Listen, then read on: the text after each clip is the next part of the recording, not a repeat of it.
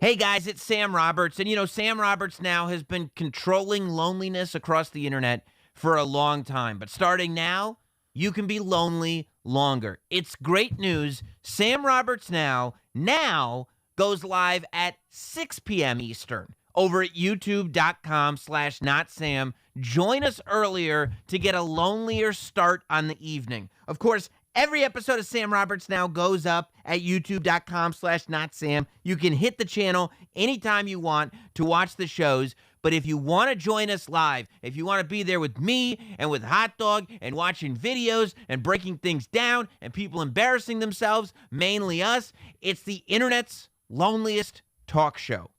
youtube.com/notsam. Sam Roberts Now, 6 p.m. Eastern.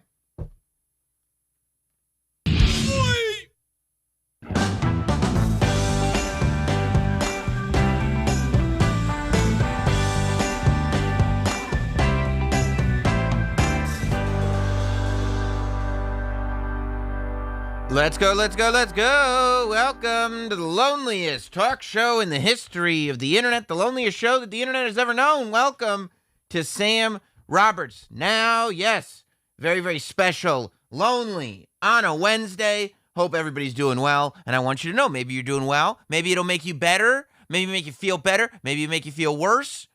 Hot Dog's not here. Very polarizing figure. I know. Some of you elated, some of you not so much. He'll be back at some point, but it won't be today. I still thought that what better way to kick off the first Wednesday in 2022 than in the loneliest way humanly possible. Don't forget to hit like while you're here, subscribe to the channel, send in a super chat. Every super chat will get acknowledged here on the show. It's the best way to communicate if you're watching live. And if you're not watching live, then leave something in the comments. I have, of course, been living in the glorious Not Sam studio basement for the last 2 or 3 days. I don't know. It feels like 100 days, but it's 2 or 3 days, no symptoms, no positive tests, just trying not to get the Jim Norton COVID. I think we're okay.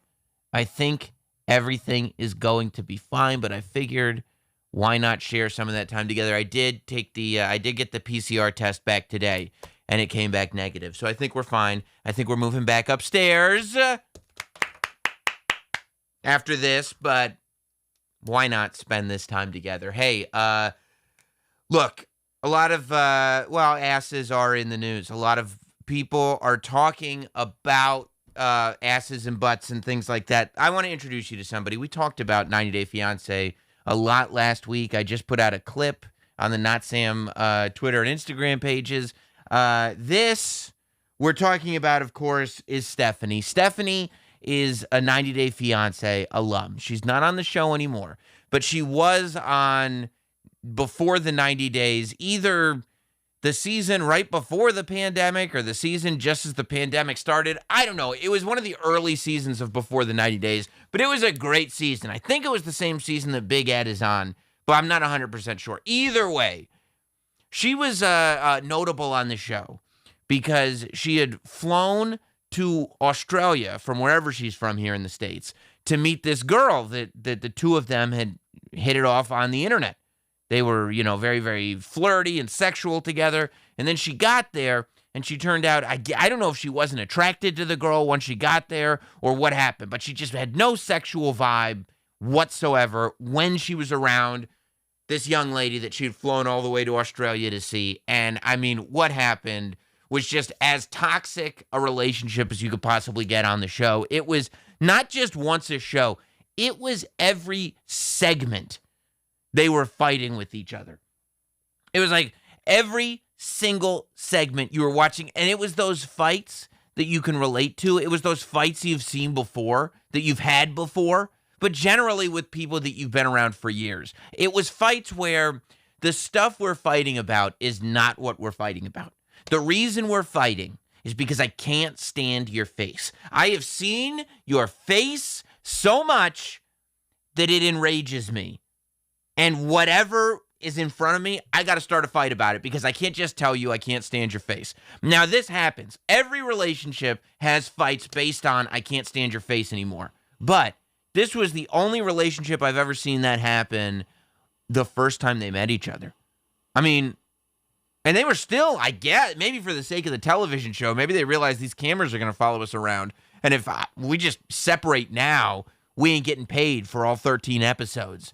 But for whatever reason, even though they were at Can't Stand Your Face from the jump, they decided to stick together all season. And I don't know, I guess it became very noteworthy. She's a hot girl who had a very tempestuous, is that even a word? She had a relationship full of conflict, and it made her kind of famous. It made her reality show famous anyway. So she comes off of 90 Day Fiancé, and I know it's one of the things that we think about. What happens to these people? These are our average human beings that all of a sudden are put on TV. This 90 Day Fiancé has such a cult-like following. They become famous. What do they do after the show's over? How do these people who could barely function? I mean, the whole reason the show exists is because the producers realized that they can have found this group of people that can barely function day to day as it is. So what they're going to do is we're going to drop into their lives. We're going to give them some fame. We're going to give them some notoriety. And then we're going to leave. And I think everything will be okay. Everything's not okay. If you can't function before notoriety, notoriety might not do you any favors. So it's like, okay, where do we go from here, right? The last thing that young Stephanie wants to do is go try to find a 9-to-5. Are you kidding me? She was making money fighting with an Australian girl on TV. That was her living. Now what do?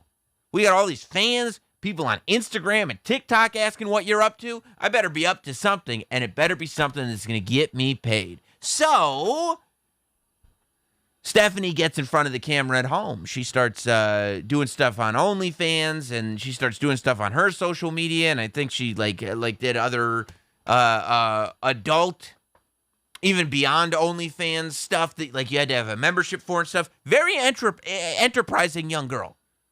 It's a lady who knew. A lot of people, and this I can respect. People who just go for the fame, it's like, I don't know, this may not serve you as well as you think it's going to serve you. She's figuring out how to make a little bit of money with it, where it's like, okay, I mean, I guess as long as your bills are paid, if your soul is in shambles and you've destroyed any chance of having a normal life, your bills are paid. What am I going to get mad at that for? So Stephanie comes up with this idea, and it made the news a while back. We even talked about it on Jim Norton and Sam Roberts over there on SiriusXM. She comes up with this idea to flatulate in jars and sell that. You know, this isn't the first time that a woman has decided that, you know, we got a lot of simps out there. A lot of simps are following me on social media, and a simp and his money are very easily parted. You know, there's that one YouTuber, I can't remember her name. She wore the pink cat ears. She had like a British accent. She became very famous for selling her bath water. Like she would take baths and then she would jar the bath water and then she would sell the water for $50. And not only did she make a ton of money, because all these simps wanted some bath water. Her name's on the tip of my tongue. If you guys know what it is and can pull it up in the chat, remind me. But she made all this money selling bath water, and then it also became this like stunt, this viral thing where other YouTubers would buy the bathwater and they would drink it on their channels. Like, oh, I'm going to drink this other YouTuber's bathwater. And then people would click it. I got to see this. Now, realistically, everybody could be taken for a ride. This young lady doesn't have, you don't know she's scooping these jars of bathwater out of her actual bath. I mean, I guess she'd have no reason to lie if she's taking baths anyway. If she's a shower person, I think she's lying. But if she's taking baths anyway, maybe she's not lying. But the people who are drinking it on YouTube, it's like it could just be a jar of water. But that Belle Delphine, something like that. Yes, Bella Delphine. Bella Delphine. That's exactly who. Belle Delphine. Yes, American Rogue. After many typos from other people, American Rogue nailed it first. It was Belle Delphine. And I guess Stephanie said, this Belle Delphine has made all this money selling bathwater. She cannot have capitalized. She can't have exhausted the selling jars to simp market. And Stephanie found out that she had not, because Stephanie said, I'm going to do you one better. Bathwater is bathwater. That's fine. How about I fart in a jar and you buy it for $1,000? And they were like, Belle Delphine's water was like $50. She's like, that's water. I am farting directly into this jar. This is coming from the inside of my body directly to your house. And a lot of people said, okay, I'll do the $1,000. And the way Stephanie was marketing this was kind of brilliant for the simps. I saw her. She's on YouTube. You can go to her channel and find how she's talking about it. She's sitting there going, you can find out what it's like. You can get that real girlfriend experience without having to deal with having a girlfriend. And I went, what? She said, yeah, you can have a real girlfriend experience, except then you just shut the jar. And you don't have to have this girlfriend yapping in your ear. Because I've always found that to be true, Stephanie. I've always found that as a single man, if only I could find a girlfriend, they're usually so annoying except when they fart. She goes, you can open the jar and smell it and find out what it's like to maybe have me in bed next to you on a Taco Tuesday. I'm like, this is disgusting. How often are you farting? Like, how is this a thing? I know that we fetishize everything, and the internet pornography has just made it impossible to just have a normal sexual appetite. But the idea that people are like, oh, I want to know what it's like to date you. Let me sniff your farts. It's not a thing. When did that become a thing? I don't know. I mean, I've been married for a long time, I guess.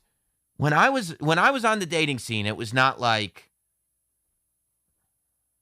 I mean, I've had conversations with this girl, but imagine what it would be like to smell her farts. That's a thing, I guess, though. And it's either, look, you can go one of two ways. Stephanie figured this out. You got to look at your fan base, and what am I going to do? Am I going to fight upstream, or am I going to go with the current? Am I going to sit there and be like, guys, I don't know why you keep talking about wanting to smell my farts? Or am I going to sell them some farts? And Stephanie, I think, made the right move. There's nothing profitable about scolding people for wanting to sniff your farts.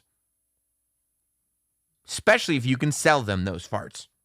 So Stephanie started selling people farts for $1,000 a piece. And apparently, she made over $200,000. Over $200,000 selling these farts. And some of the jars she sold at half price. Some of them, there was a time, I think over the holidays, you could get them for only like $500, which now we're talking. You were on 90 Day Fiancé. It is legit. It's one of those things, though, like, it's like when you have a really nice Cuban cigar. What's the occasion that you're finally going to smoke it on? When you have a great bottle of alcohol, right? And you've had it for years. It's decades old. What is the occasion that you're going to pop it open? Like maybe will I save Stephanie's fart in a jar for when my son graduates high school? Maybe when my daughter graduates college. Together, we'll just pop open the fart jar and go, I've been saving this for you. And both of them, I think, would go, farts are much like wine. They only get better as they age because they're more rancid. And that's what you're looking for in a fart. It's a stronger fart as it ages. I don't know. I would hope that they're leak-proof jars. I didn't look into it too much because I wasn't a potential customer. I was more of an observer. But Stephanie made news again. So she makes big news. Whoever her publicist is incredible. Because it's like, I'd love the idea that there are publicists out there that are like, maybe if you do something really, really stupid, I could get it in a whole bunch of websites, and then everybody will just talk about it. Sam will do a YouTube show on it. Everybody will talk about it. And then she'll go, okay, I could fart in jars for money. Perfect. That's exactly what I'm looking for. Over the holidays, and I think I think it was like more towards the new year, like very, very recently, Stephanie was hospitalized. Stephanie, it says, King Buzzo says, you think Mrs. Roberts has at least one of Sammy's farts? I think so. I think that when I farted as a small child, my mom said, I never want to let this go. And she's probably got a couple jars in there. If I found those jars of child Sam farts, I would consider selling them. I would consider at least putting them on the open market, seeing what their value was. I had no idea there was this kind of market for flatulence. So Unfortunately now, and I'm sorry if this is news to you. I'm sorry if you're a prospective buyer and you're going, oh, I got to get on this. Because Stephanie is out the damn game. Stephanie is out of the fart business forever. She is unfortunately retired. However, it's for the right reasons. Stephanie is retired due to health concerns. See, Stephanie was hospitalized a few days ago, maybe a week ago. I don't know. Stephanie went to the hospital because of symptoms that she said she thought she was either having a stroke or a heart attack. Now, I don't know a stroke and a heart attack to be extremely similar. It sounds more like, I don't know. One comes from the chest, one comes from the brain. I don't know, but I've never had either. So I can't speak as an expert. I just feel like, also, sometimes people have strokes, they don't know. I don't know. She thought she was having a stroke or heart attack. There was just something very, very wrong. She was just hit with a wave of this is awful. I don't think she lost consciousness. She just got hit with it. I think it was more heart attack. Because when she got to the hospital, she was like, oh, my chest is tight. My gut feels bad. I'm having trouble breathing. And the doctor said, okay, well, what's your diet like? And this is true. She said, my diet has been completely beans, eggs, and protein shakes. She said at one point she was eating like a bowl of black bean soup. I'm like vomiting thinking about it. A bowl of black bean soup and 3 protein shakes in a single day.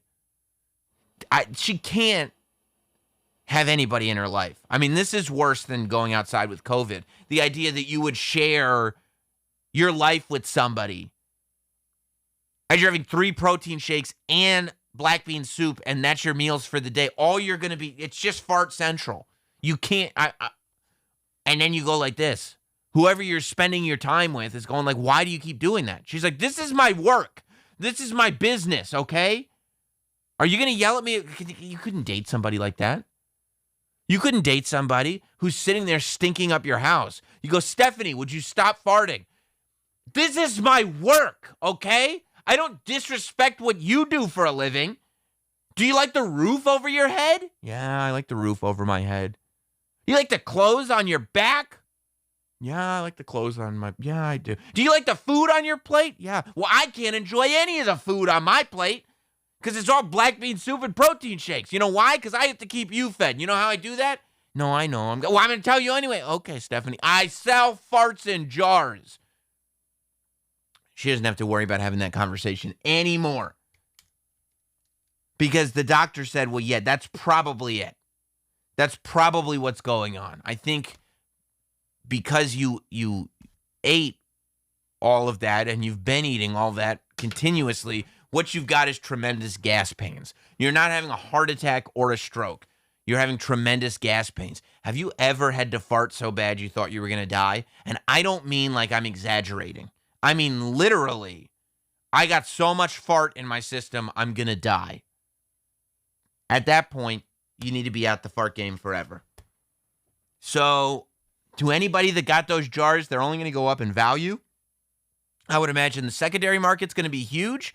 I would think that eBay is going to be a good spot for those fart jars because a lot of people, especially the fartophiliacs, I don't know what the sexual thing is, but a lot of people are going to be wanting to have that girlfriend experience. And they know, look, I don't have to deal with Stephanie. I saw her on 90 Day Fiancé. She seems like a handful, but I'd still like to have her as a girlfriend in very, very short doses. How about just a short jar full of Stephanie as your girlfriend? Okay, pop it open. Stephanie just farted in the room. She wouldn't do that unless she was comfortable enough with me that we were intimate together. Boom. There you go. Now you got your feelings all in check. However, you're going to have to go on eBay. Because God bless Stephanie. She's out of the game. She's putting health first. She's going to make sure that she doesn't lose herself to the fart game like so many others have in the past.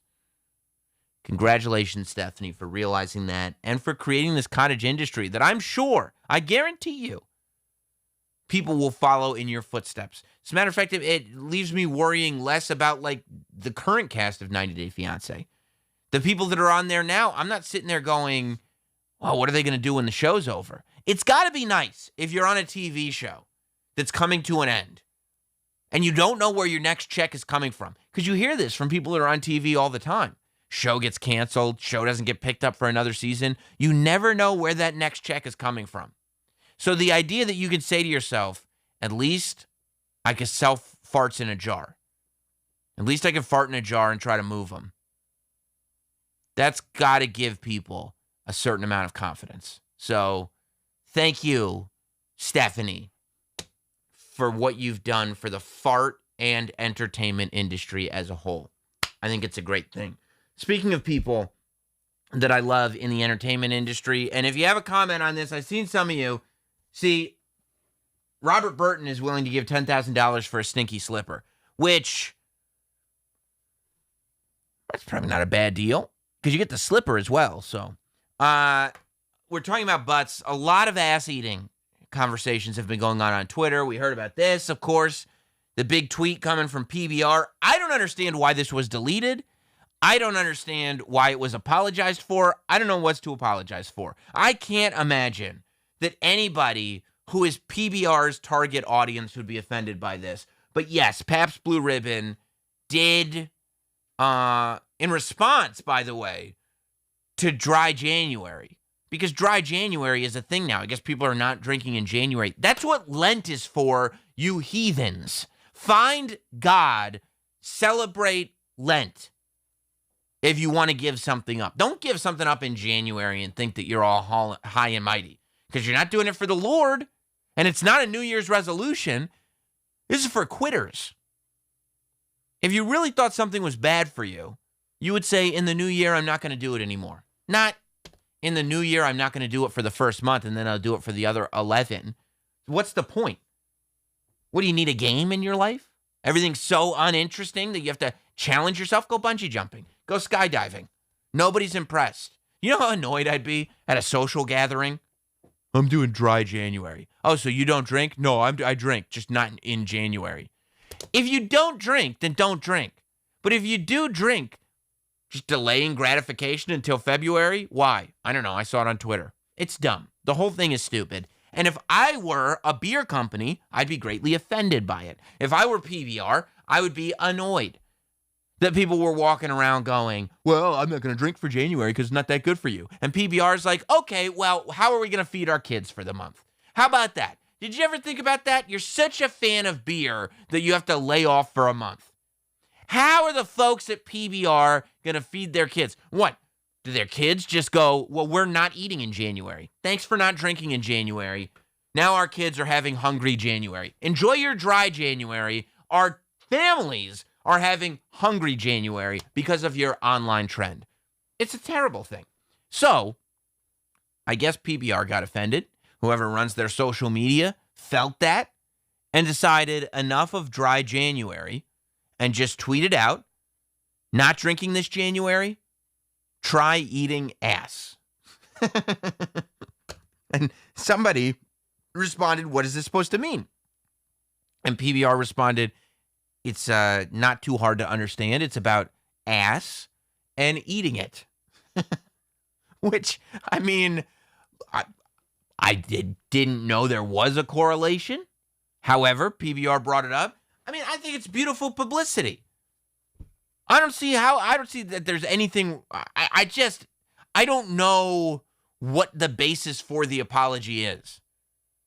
First of all, explain how it happened. If you didn't want it to happen, if you wanted this to happen, then it makes total sense that it would. But if you didn't want it to happen, generally you would apologize for something because you acknowledge this should not have happened. This shouldn't have been a thing that we did. Okay. Did you feel differently before? If so, explain how you felt before and why that changed.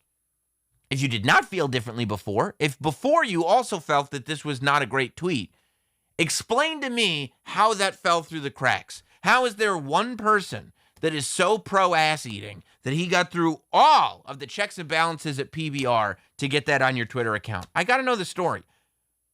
I watched a documentary about Von Dutch. It was great. I watched every Firefest documentary. Fantastic.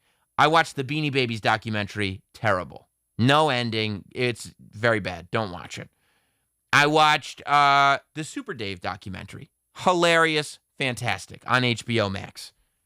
I would watch a documentary about this tweet.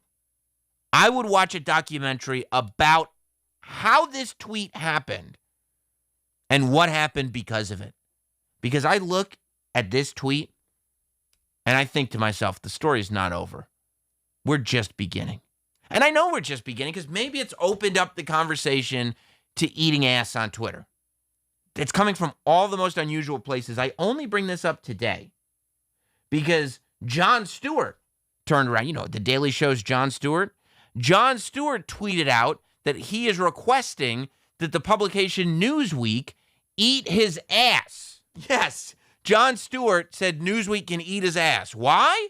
Well, Newsweek puts out this, I guess it was Newsweek first. I saw this headline in a few different places. I guess it was Newsweek first because Newsweek is the one that Jon Stewart specifically said should eat his ass. But Newsweek's headline reads, Jon Stewart accuses J.K. Rowling of anti-Semitism in Harry Potter. Now, J.K. Rowling, I don't know how you pronounce her name. She needs this like she needs a nail through the head. She was already anti-feminism or anti-trans or maybe both or whatever it was. I don't know. She was anti-enough stuff that she did get props from Dave Chappelle. However, she was not invited to the Harry Potter reunion. They reunited all the actors from Harry Potter and JK couldn't come. They were like, you can come, JK. And she was like, I can. And they said, no. We didn't mean JK like your name. We meant JK. So I guess people run with it because it wasn't just Newsweek, like I said. It was Huffington Post. Jon Stewart calls out anti-Semitic caricatures in Harry Potter. It was Yahoo News. Jon Stewart slams J.K. Rowling for anti-Semitic goblins in Harry Potter series. And look at all the words here. Accuses J.K. Rowling of anti-Semitism. Calls out anti-Semitism. Slams J.K. Rowling for anti-Semitic goblins. And I said, geez, I'm not a Harry Potter guy. I'm not the biggest fan. I don't care about Harry Potter. I think I read the first couple books because they came out when I was younger. But I have not ever finished the series. I've never seen one of the movies. And I watch a lot of movies. I've never seen any of the Harry Potter movies. I watched every Saw movie, every Friday the 13th, every Nightmare on Elm Street, all the Conjurings, never any Harry Potter movies. But I did not know that there was anti-Semitic messaging put into those movies. So I go back and I go, okay, what is this all about? And I see this clip. This is from, I guess, 2 weeks ago. And I don't know if Jon Stewart is still doing his show on Apple TV and then also this podcast, or if the show just became this podcast. Because if the show just became this podcast, it's brilliant on the part of Jon Stewart.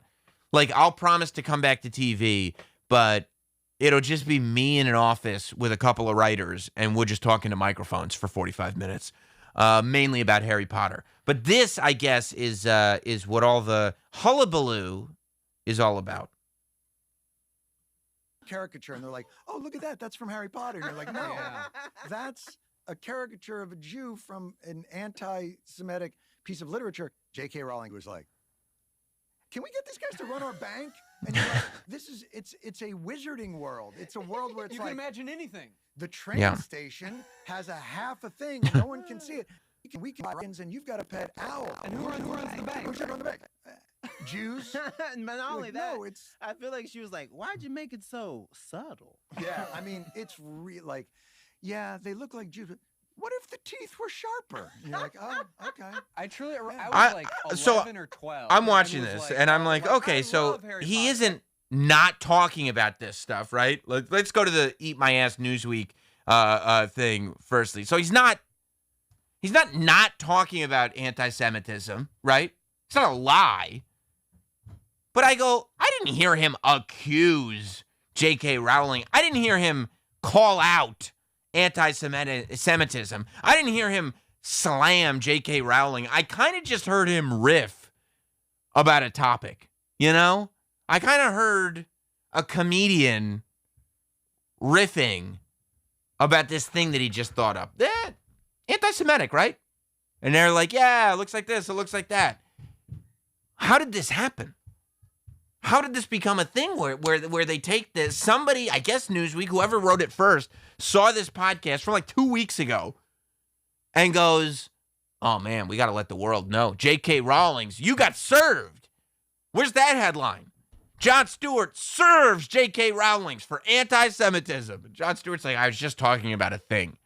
Like, do you have to, no matter what you're doing now, do you have to, before you start, go, just so everybody knows, we're just joking around. I know there'll be laughter in the room, and we'll be making up absurd premises, but you may not get that we're joking. Does anybody watch? Maybe there are a lot of stupid people out there. But does anyone watch this Jon Stewart podcast and go, oh yeah, I think Jon Stewart really thinks that J.K. Rowling wanted sharper teeth on the Jewish caricature. I think that's the way it happened. That's the way he thinks it happened. We're either on his side or we're not on his side. Like, why is it? It's not a call to action. This is not a call to action. Well, this is what Jon Stewart said when he told Newsweek to eat his ass, which, honestly, I feel like he didn't even need to respond on video. First of all, I feel like anybody that watches the context of the clip, and then like now all the articles that you read, it's so crazy. This is not news. That's what I mean. Like, this is not news. For news publications to be like, here's what's in the news. Jon Stewart went on a podcast and was riffing about Harry Potter. Is not news. So they have to word it. It has to be worded in a way where it's like slams this person that is already classified as enemy as anti-Semitic. So we can all go, oh, good. We have another reason to hate the lady that wrote the Harry Potter books because that's what we want to do. As opposed to being like Jon Stewart riffed on his podcast about Harry Potter. Headline, breaking news. Oh, thank you. Thank you for the report, journalist. It was probably some person that on company time was caught listening to Jon Stewart's podcast. And the boss said, what are you doing? We're paying you to be here. I'm researching a story. What are you researching a story about? Harry Potter. What? Harry Potter? The anti-Semitism in Harry Potter? Who thinks there's Jon Stewart? Okay, run with it. And now we got an article. And then you write, then everybody else writes an article based on that article. Because now that this is a thing, now you see it's like developing legs, right? The story's moving. So now you go back and you do like a Google News search for what's going on so you could try to catch up on why people are talking about this at all. It can't just be based on nothing, can it? That's not the way these cycles work. And every article's being updated now. Like, it's literally, some of them are new articles, and that's fine. But I've literally seen updated articles because I'll click the link, and the link will say something to the effect of Jon Stewart calls out J.K. Rowling. Jon Stewart slams J.K. Rowling. Jon Stewart calls out anti-Semitism. And then you click the link, and the headline now reads, Jon Stewart clarifies previous statements about anti-Semitism in Harry Potter, parentheses, updated. Jon Stewart clarifies statement, which again, like, it's never any onus on the people that write the article. Nobody has ever written an article that says, I just wanted your clicks, so I made this seem like more than it was. You know what kind of idiot you'd have to be to like need this update from Jon Stewart before you understood what was happening on that podcast? Nobody ever writes, yeah, I made something out of nothing before and Jon Stewart just called me out. Instead, they go, Jon Stewart clarified it because it was very problematic, but now we know. Oh, good. Because we're all too stupid to understand when people are riffing. Ah, okay, thank you. This is what Jon Stewart said on his podcast after, with the headline, he wrote on the tweet, Newsweek, eat my ass. And then he said this. Hello, my name is Jon Stewart. I do not think J.K. Rowling is anti-Semitic. I did not accuse her of being anti-Semitic. I do not think that the Harry Potter movies are anti-Semitic. I really love the Harry Potter movies, probably too much for a gentleman of my considerable age. So I would just like to say, this is like worded like he knows every word is going to, now it's all news article. Like everything is a quote. And it's so like, how do you do that? How you do a show when in your head you're like, every single thing I'm saying is going to be picked apart and pried apart and being like, well, he said this. Folks, let's talk about it. That none of that is true, and not a reasonable person could not have looked at that conversation and not found it lighthearted. So let me say this instead to Newsweek. Your business model is fucking arson. And not the good kind. Not the good kind of arson where they light stuff and control it to prevent forest fires in the future. The kind of arson where you're on the mountain and you've got fucking 5 minutes and you don't know where the dogs are. Like, that's your business model. And now all the shitheads pile into this ridiculously out of context nonsense that you put out there. And let me tell you something, Newsweek. You used to mean something. You know what I mean? You were my... Like, okay. Jon Stewart clarifies he was being facetious when he said Newsweek used to mean something. He was being sarcastic. Oh, now I understand. Thank you, Jon Stewart. I like that he called them shitheads. And I like that Jon Stewart has always been on this, too. Like, Jon Stewart is not transformed into something else over time. This is the same guy. Like, there's this great clip. They used to, because back in the day, before they just decided to just cut the news networks into sections and just whatever you're mad about, somebody is going to be yelling about it in a vacuum on a channel, right? Whatever you are scared of, somebody is going to tell you it's good that you're scared of that. You should be scared of that on a channel without anybody contesting it. See, the way that started was the slippery slope that began that, or I don't know if it really began that, but it was the step right before we got to where we're at, is they would do shows like Hardball, or I don't know if it was Hardball, whatever it was. They would do these shows where it would be the conservative and the liberal, the right guy and the left guy. And they would bicker with each other. They would just yell at each other for a while. People would tune into that. I'd tune into that. I like that better than the model we have now. But there's this great clip, fastball, hardball, I don't know what it was. But Jon Stewart was on it. And it was Tucker Carlson, and it was some other guy that I don't think ascended to the ranks that Tucker Carlson did, but I'm not familiar with the news networks. And Jon Stewart was on, and they tried to get him to, like, play into it. Like, oh, John, I heard you don't like me. Oh, tell me about this, John. Oh, let's get, like, just trying to get, like, give us something that we can take a bite out of. Give us something that we can turn into a story. Give us something. And Jon Stewart just went on the show, refused to play ball with them, and talked about how what they were doing was very bad and that this was destroying journalism. And, like, said it right to their faces on the show. This is bad. What you are doing is bad. And they were, like, holding him to the same standard as them, right? They were like, well, what about what you do? Blah, blah, blah. He was like, I host a show on Comedy Central. It is a comedy show. And it's really interesting watching that clip and seeing this now. Because watching this now reminded me of the clip, and then thinking about the clip really made me realize how on the button that whole clip was. And how we talk about the fact that, like, there is no separation in terms of content creation between a news network or an entertainment network or a comedy bit or a blog and a news site and a newspaper, and it all is just one, and a tweet. If something is on the trending list, it's a newsworthy story. There is no separation anymore. So this argument that they were having way back then about the fact that there maybe should be differences in expectations for the way things are covered in on a news network versus a comedy network, and how that was kind of just lost. That was getting lost on people. Like, that has been completely wiped out now, to the point where I don't even think the comedy networks realize it anymore. Like, I think the people doing the Daily Show now, maybe not everybody, but I think like the people doing comedy now think they're doing news. And the people doing news think they're doing comedy. Like, the people doing comedy news shows think that they're way more important than they are. And the people doing news shows think that their job is to just get a reaction, no matter what it is. Like, it's completely reversed.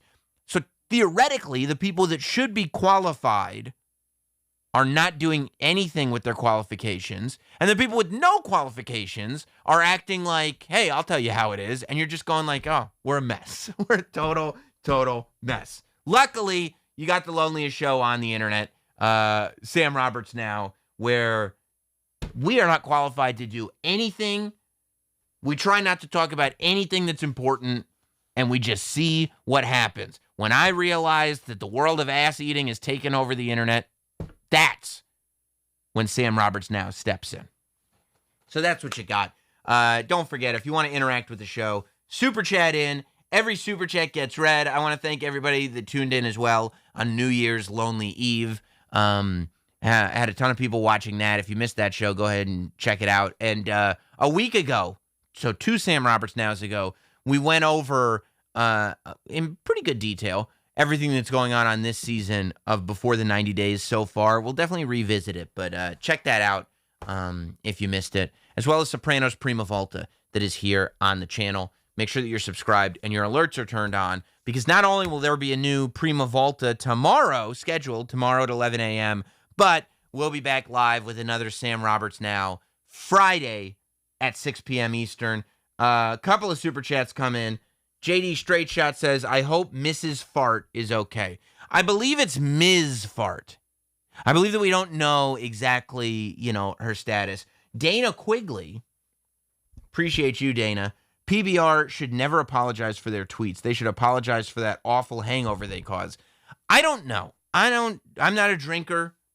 I do feel like, though, if you've got a Waffle House nearby, that's probably the cure. And the idea that you could spend the evening with PBR and the morning eating Waffle House doesn't sound that bad to me at all. And Fred Gago, I appreciate the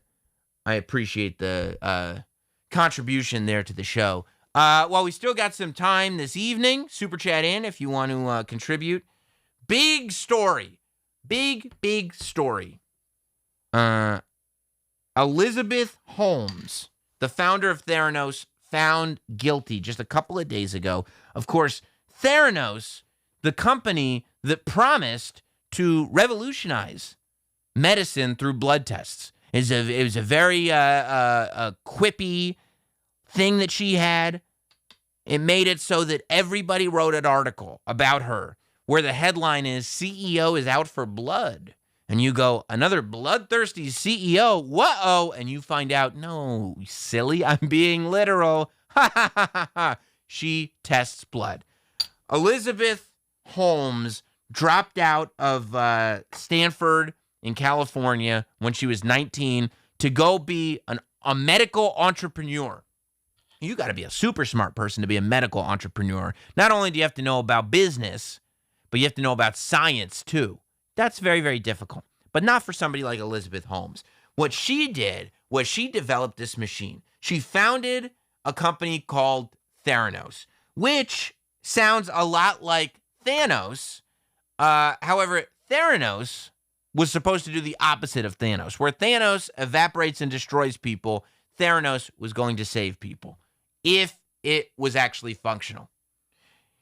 Theranos was like Thanos if Thanos put the last jewel in his hand and said, it's inevitable, and then clenched his fist, and then just nothing happened whatsoever. Just the population stayed at 100%. Nobody left, nothing. There's no reason for a sequel, and then everybody just killed Thanos. That would kind of be what Theranos was. Because what Elizabeth Holmes did was she developed this small black box, right? And this black box, first of all, she developed an obsession with Steve Jobs. Everywhere you'd go, that's what they said. I don't know if I buy it. She would wear the black turtleneck everywhere, but they say that, oh, she became obsessed with Steve Jobs. She thought she was going to be the Apple of the healthcare industry. Obsessed with Steve Jobs. Anytime they want to make somebody sound extra crazy, they say she thought she was going to be Steve Jobs. Because Steve Jobs was crazy but could get away with it because everything he said was right. However, If everything you say is not right and you still talk like Steve Jobs, then you're as crazy gets. But the more I heard people saying that she was obsessed with Steve Jobs, the more it sounded like one of those school shooters that they say, he was known as the Joker. And you're like, no, he wasn't. No, he wasn't known as the Joker. He was known as the Joker because you printed it, but nobody called him the Joker. So I don't know. I do know this. Something very notable about her is that she left school when she was 19. Not too long after that, she founded this company, Theranos. She ran it for a couple of years, and what's amazing is the whole time she ran the company, she didn't blink once. She said that she found eyelids to be totally unnecessary. She didn't even understand why they were there in the first place. You've never seen this woman. Look how big her eyes are. I don't think her eyelids even covered the whole eyeball. Maybe she was too embarrassed to blink. I don't know, but the point is, I watched her deposition. Never blinked. And I don't mean that she was telling the truth. I mean, she literally doesn't blink, this woman. But so she develops this black box, right? And she says, here's what's great about this. This is going to revolutionize everything. You know, now when you go to the hospital and you got to get your blood checked, you know, they put the big needle in your vein. They can't find it. They finally find it, put the big needle in, put all the tubes in, and they're just collecting test tube after test tube after test tube. And what? Every single test tube, another test. I got no blood left. Well, Elizabeth Holmes over here said no problem, because this box that she developed, prick your finger with that one drop of blood, put it in a machine, and the machine will conduct literally hundreds of tests on that one drop of blood. Very low cost. Just cost the machine, one drop of blood, boom, prick, boom. It's a finger prick. It's not even in the vein. And people go, this is amazing. And I would probably think to myself, why has nobody done this before? And the answer is because it's impossible. But I guess people didn't ask that question, because Elizabeth Warnos starts going, this is great, huh? And a bunch of investors and companies go, yeah, it's fantastic. The first company up, I believe, is Walgreens. Walgreens goes, what if we put those in our stores? And Elizabeth Holmes goes, that's a terrific idea. Then everybody can come into Walgreens, get a finger prick, find out everything going on in their blood. They don't even have to go to the doctor anymore. And Walgreens goes, because the machines definitely work, right? And Elizabeth Holmes go, definitely. They definitely work. And so they go, okay, here's $140 million. And Elizabeth takes that $140 million and she goes to her engineers and she goes, engineers, here's $140 million. We need a whole bunch of machines. And the engineers go, the machines don't work. And Elizabeth Holmes goes, Elizabeth Holmes goes, la, la, la, la, la, la, la, la. Make them work.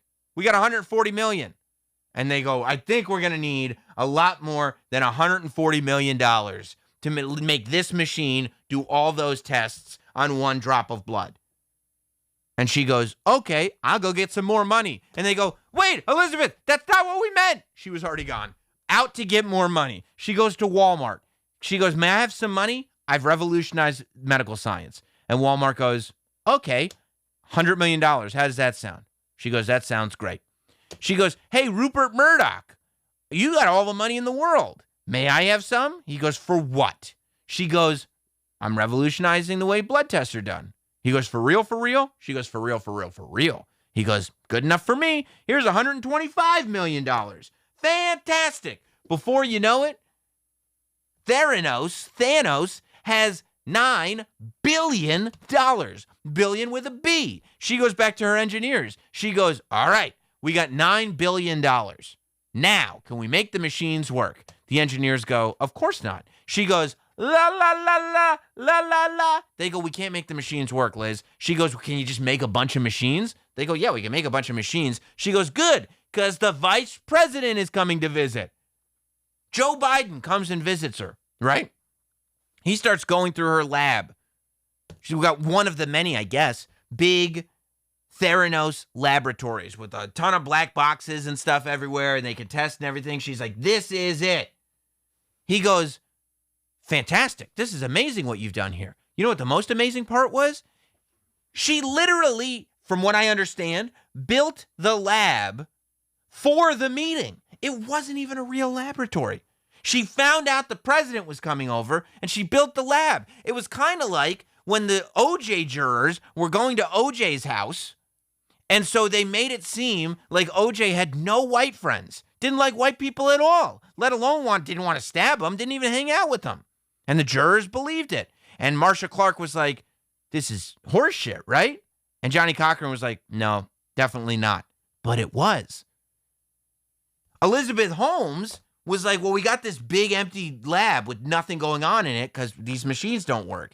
And they're like, well, the vice president's coming over. And she's like, let's get some machines in here, quick. They're like, well, what are they going to do? She's like, sit there. And so they sat there. And Vice President at the time, Biden, was like, this looks fucking great, Liz. And she was like, thanks, buddy. And so, things were going great. And then all of a sudden, people actually started using them. And they go, oh, man, this is horrible news. Terrible news. And they go to their doctor and they go, shit, I got all this terrible news. Can you give me some prescriptions or something to help me out? And the doctor goes, this doesn't seem right. And they go, all right, well, I got my finger pricked. They did 158 tests. Like, obviously it's right. The doctor goes, let's do some more tests that are not involving Theranos. And they go, okay, the results didn't match at all. Multiple patients that was happening to. Apparently, there was news getting out that somebody was telling people that these Theranos machines were being used in medical labs, in hospitals, and on, medvac choppers. Operating rooms and medvac choppers. That wasn't happening. Well, why would you lie about where they were being used if they worked? I don't know. I wouldn't do that if they worked, I think. Then these people who are getting these weird results start reaching out to these pesky journalist types. And I'm not talking about the journalist types that are listening to Jon Stewart's podcast on company time and pretending that it's work. I'm talking about the journalists that actually look into things. So some journalists actually looked into things and they were like, this seems too good to be true because ding, ding, ding, ding, ding, ding, ding. And they start going, yeah, this is a nothing burger. And people go, well, how could it be a nothing burger? How could it not work?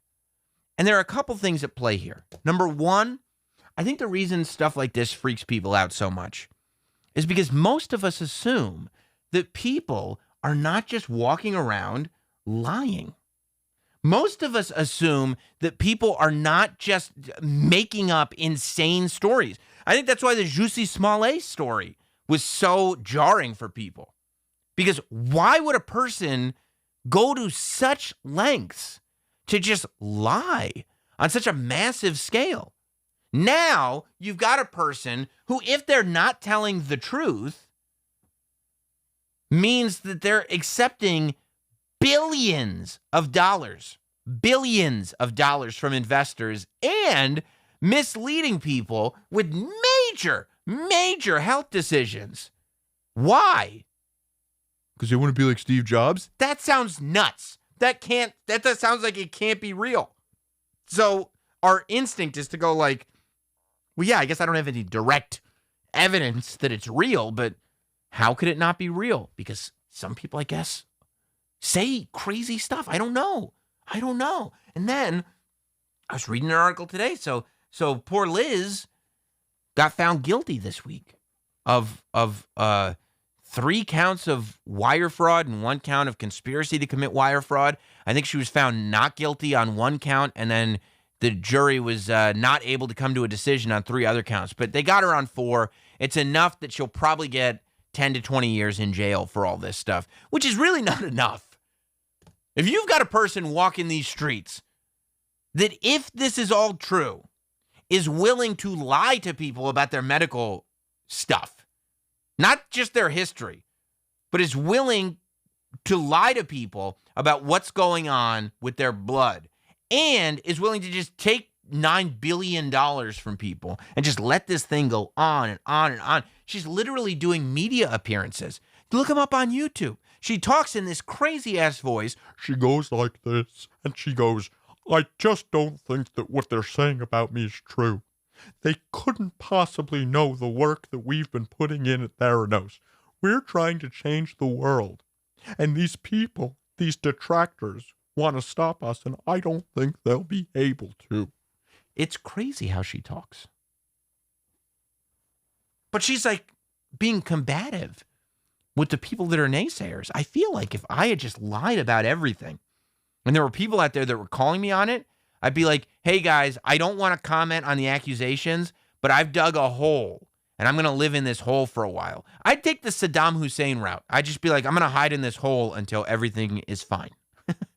I'm just going to go down here. I'd be like Michael Scott. I'd look at a train passing by and I'd run to just I'd try to sit on the train. And I go, all that's in front of me is the open road. I don't want to deal with this. I can't continue. I certainly am not going to fight it, but I also don't want to admit it. So I'm going to jump on this train. And hopefully the train takes me to a place where I can dig a hole and I can hide there for a while until everybody stops asking me about it. But I was even reading that some of the jurors said that it was difficult to convict her of anything.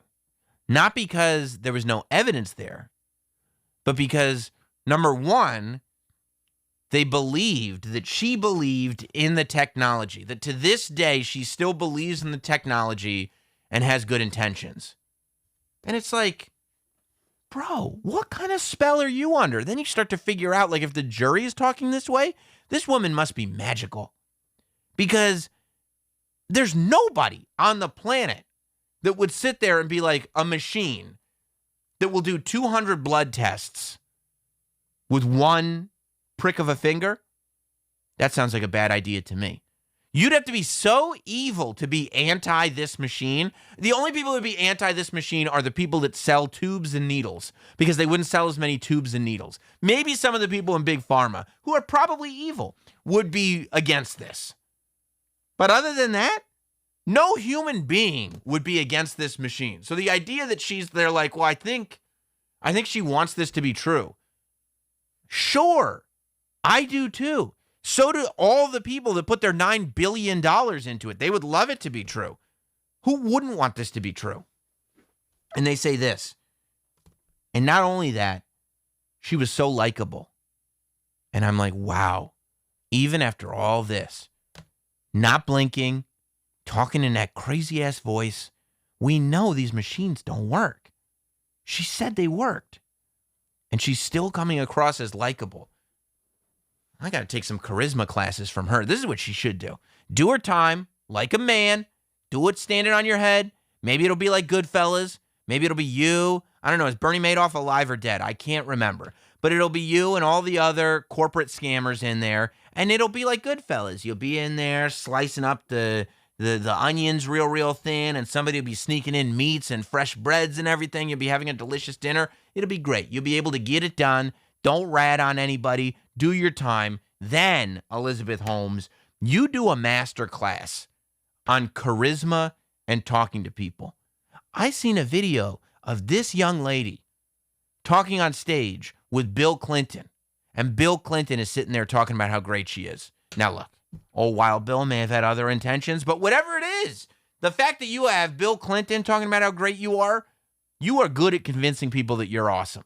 I'm not that good at convincing people I'm awesome. I have to do a lot of work for one person to be like, man, Sam seems like he's at least works hard. I have to do everything. This chick can run around lying her head off, and people are still like, I don't know, she seems like a good person, though. Nobody ever says that about me. I would take the masterclass, a masterclass on charisma and presenting yourself. That's where you're going to make $1 billion. And nobody will arrest you for it because you won't be lying. I think it's the way to go, Elizabeth. I think it's the way to go. I think it's the way you can turn this around. And I think everybody will be very proud of you for it. Smart. It's very, very smart. All right, guys. I'm going to go to the Super Chats now. Again, don't forget, Super Chats, if you want to interact with the show, that's the way to do it. Ernie, which artist made the cartoon, Sam? Of course, we started the show. We'll do that for a couple more shows with the cartoon made by Blob More Chairs. Blob More Chairs put that together for us. It's excellent. He just did such a good job. I love it so much. My favorite way to tell the world that Sam Roberts Now has a 6 p.m. start time. We come on every Friday, And I'm going to try to keep Wednesdays alive as a time to do the show. I think it's good. But 6 p.m. Eastern will be the start time. Rob Thompson, good evening, Sam. Here's another story. 9-time Australian Open champ Novak Djokovic or whatever has been denied entry into Australia. He's no fan of vaccines. I've been keeping up with that. Except he got a medical exemption for it, right? And then Australia still won't let him in because Australia is like real nuts with who can get into their country and who can't get into their country. I don't know, man. I got a PCR test today and I got my results. I had to pay a couple $100 for it, but I got my results back in 2 hours. No COVID here. I can go to Australia. Yeah, maybe I'll look that up for Friday. See where the story goes. Here is Ariel. My first is Frozen. Over 7 years of progress. It just says my first. Your first what is Frozen? Oh, first GTA Online character is Frozen. Over 7 years of progress down the drain. I'm devastated. Please look in your Rolodex for Laszlo. Tell him my GT is okay on Xbox One. I don't know if Laszlo is still there or not, but sorry, buddy. It's a lot of progress. I don't know how those things get frozen. If it's online, you would think you could just log in through another Xbox, but I have no idea. If anyone else thinks they can help me out with my issues, please don't hesitate to hit me up. Be cool. If Laszlo did flip a table at Rockstar or lay down a stunner. Oh, be cool if Laszlo did flip a table or lay down a stunner. Yeah, I think that would be cool too. I don't know, man. All right, guys. Blackjack Thompson says it best, getting lost in those baby blues. I don't know how it happens, man. I don't know how it happens. I mean, they're not baby blue, but they're like green. Maybe. Hi, guys. I have a new product I'd like to tell you about. Oh, I blinked. Let me try it again. Hi, guys. I have a new product that... Oh, wait. I didn't do the voice right. Hi, guys. I have a new product that I want to tell you about. It's called... Oh, my gosh, my eyes. Yeah, I can't do it. I can't. I'm not cut out for it. I'm not cut out for that life. Liz, there's a reason you're in the spot that you're in. Well, I'm not talking about jail. But there's a reason you're in that spot, too. Hey, you got 5 styluses. You might as well use them. I'm going to cheers with you later. Thanks, everybody. Have a good night.